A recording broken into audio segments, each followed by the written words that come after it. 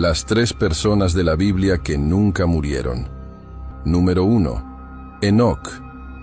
Enoc fue una figura mencionada en la Biblia, específicamente en el libro de Génesis. Aunque existen 2 personajes llamados Enoc, es importante destacar que el Enoc en cuestión aquí no es el hijo de Caín, sino un descendiente de Set, el 7º hijo de Adán. Según el segundo libro sagrado, Enoc era el hijo de Jared, y vivió en una época de gran decadencia moral, caracterizada por la falta de piedad y corrupción generalizada. Sin embargo, en medio de este sombrío escenario, Enoc se destacó como un hombre que se mantuvo fiel a Dios y disfrutó de una relación íntima con él. La Biblia nos cuenta que Enoc fue el padre de Matusalén, quien fue conocido por ser el hombre más longevo mencionado en las Escrituras. Además, Enoc también es recordado por su profecía sobre el juicio que vendría sobre aquellos que se desviaron del camino de Dios. Esta profecía fue registrada en el libro de Judas, donde Enoc advirtió sobre el juicio del Señor contra los impíos. Lo que hace notable la historia de Enoc es su testimonio de comunión íntima con Dios. Mientras que la mayoría de las personas de su época vivían solo para engendrar descendencia, Enoc fue más allá.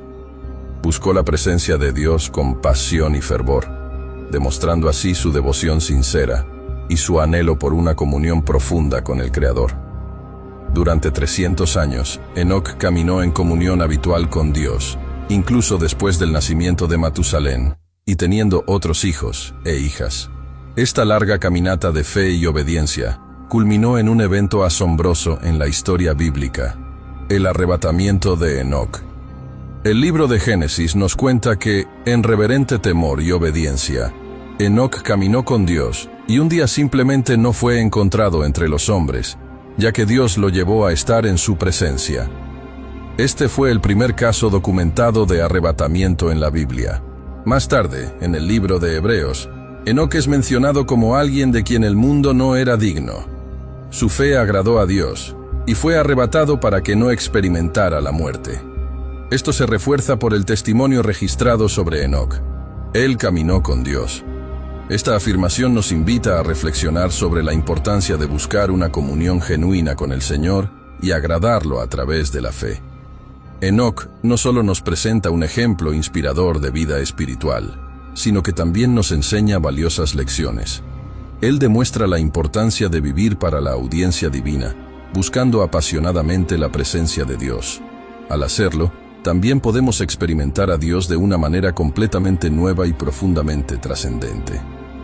La historia de Enoc nos alienta a buscar una comunión íntima y constante con Dios, incluso en tiempos difíciles y desafiantes, recordándonos que Dios siempre busca corazones fieles y dispuestos a vivir plenamente para Él. Número 2. Elías. Elías fue llamado por Dios en un momento muy crítico en Israel.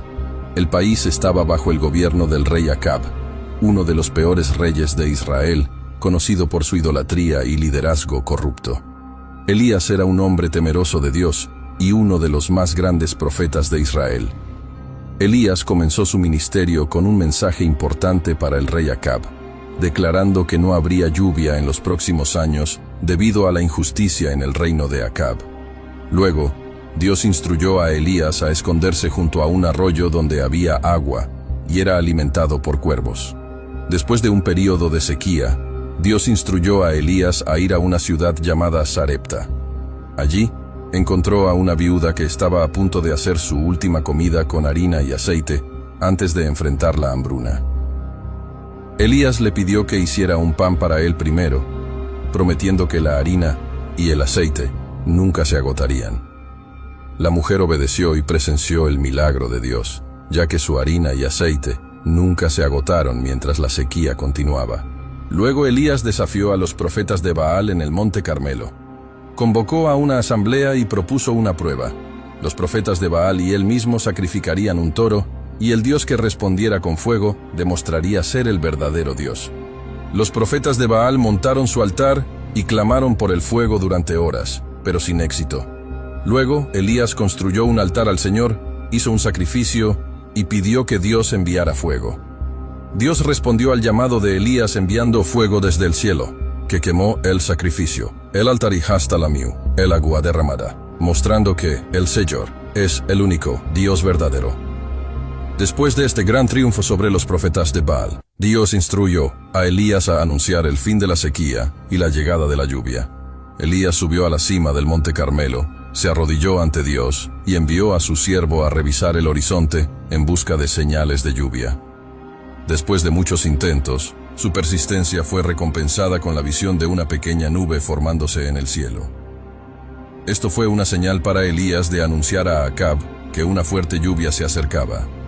Dios manifestó su poder nuevamente al traer lluvia abundante a la tierra, a pesar de los grandes éxitos y victorias logrados por Elías en su misión. También enfrentó oposición y persecución. Tuvo que huir de la reina Jezabel, quien quería matarlo. Durante su huida, llegó al desierto y, sintiéndose desesperanzado y exhausto, pidió a Dios que le quitara la vida. Sin embargo, Dios envió un ángel para fortalecerlo con comida y agua. Elías fue fortalecido y continuó su viaje hacia el monte Horeb, donde tuvo un encuentro especial con Dios. En el monte Horeb, Elías entró en una cueva y Dios le habló a través de un susurro suave. Dios renovó la comisión de Elías y le dio instrucciones claras sobre lo que debía hacer a continuación. Elías regresó de la cueva, encontró a Eliseo, quien se convertiría en su discípulo y sucesor. Elías arrojó su manto sobre Eliseo, lo que fue una señal de que sería el próximo profeta. La vida de Elías terminó de manera única y misteriosa, ya que Dios le reveló que su partida estaba cerca. Elías y Eliseo viajaron juntos desde el monte Horeb. En su camino, hicieron paradas en Betel, Jericó y finalmente llegaron al Jordán. Cuando llegaron al Jordán, Elías dividió las aguas con su manto y cruzaron en tierra seca. Mientras caminaban y conversaban, de repente apareció una cuadriga de fuego con caballos de fuego, y Elías fue llevado al cielo en un torbellino. Su sucesor, Eliseo, quedó asombrado y clamó: «¡Mi padre, mi padre!». Mientras Elías desaparecía de su vista, Eliseo recogió el manto de Elías, que cayó de él, y regresó a la orilla del Jordán con el manto de Elías. Eliseo también dividió las aguas del río Jordán, demostrando que el Espíritu de Dios que estaba en Elías ahora estaba sobre él como su sucesor. La partida de Elías fue un evento milagroso que marcó la transición al ministerio de Eliseo. Aunque Elías nunca murió físicamente, dejó un poderoso legado y allanó el camino para el próximo profeta de Dios.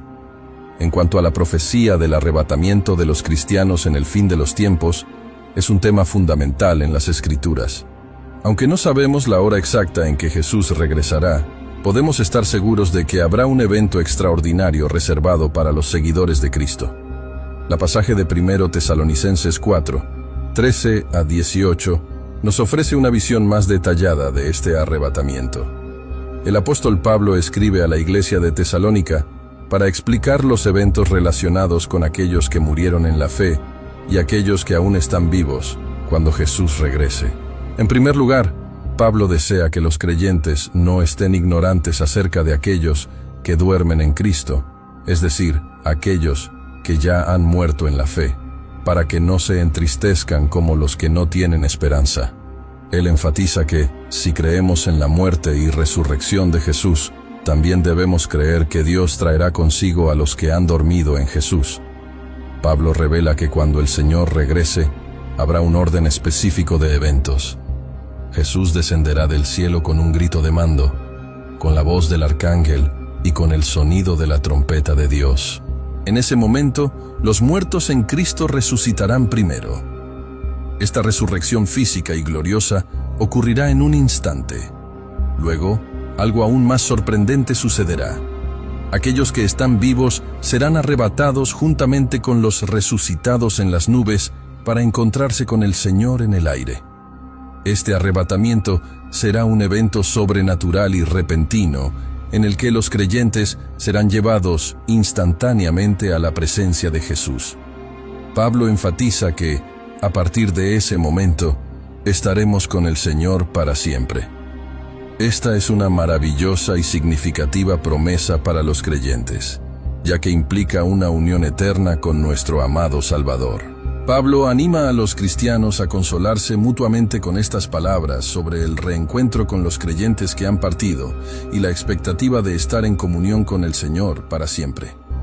Al igual que Enoc, quien anduvo con Dios y no experimentó la muerte física, habrá una generación de creyentes que también serán librados de la muerte a través del arrebatamiento. Esto es otra muestra del amor y cuidado de Dios por su pueblo, garantizándoles vida eterna y liberación del poder de la muerte. El arrebatamiento de los cristianos en el fin de los tiempos es un evento lleno de esperanza y alegría para todos los que creen en Jesús.